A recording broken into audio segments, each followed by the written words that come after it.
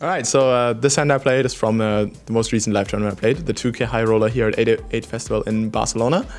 And it's a hand against the eventual winner, who also happened to win Rosfordov, cut in pop. And yeah, he's a very aggressive player, young. Probably raises a few too many hands on the button with me in the big blind. Who really knows at this point? I would just assume that's the case. Yeah, so in this situation, I'm playing like 30 big blinds roughly. The blinds are 4,000, 8,000. And I must have like a little bit under 240,000 if I'm not mistaken.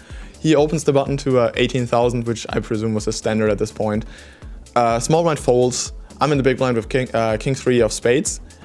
And here's where the hand gets interesting, because the flop comes 6-6-4, which is typically a board where I, as the big blind, should have more sixes than him, especially if he's opening a reasonable range on the button.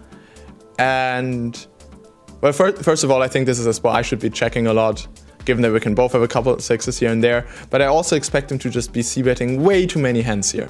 I expect him to just like, he seems to be the kind of guy that maybe just bets every single time on this board. Maybe he just checks behind his ace highs, which will make a raise even more profitable if he does bet. But it's something to keep in mind as well when you check that he's probably gonna check behind with most of his ace highs on this board.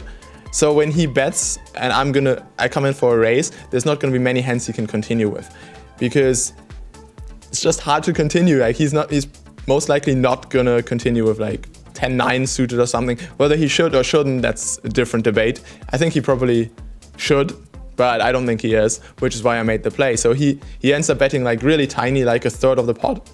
And I decide that this would be a great spot. Like he makes it like 13,000, and I just think for a little bit and just throw in 27,000. And as it's not a very long hand, he just folds right away.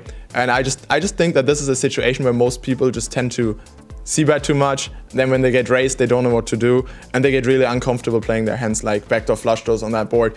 Or maybe he just said straight up nothing, and I just pick up a nice board as well, a nice spot there as well. But even if he had nothing, I think if I just were to check call my king 3 with my backdoor flush draw, that would be really hard to play on future streets, as there could be overcards and cards that potentially favor his range. So by check raising there, I keep all my sixes in my range and force him to make a tough decision with his overcards. While I do think he wouldn't even bet ace high himself, which means he's going to fold even more hands because he doesn't even have ace high, which he could bet call on the flop typically. But I think he just checks those anyway. So I think my small check raise there, risking 27,000 to win what is in the middle already, which is a lot more money than 27,000, is going to work way more than half the time, which means the play is going to print. And also have backdoor equity if he does have something, but at the end of the day, it's probably irrelevant because he's just going to fold so much.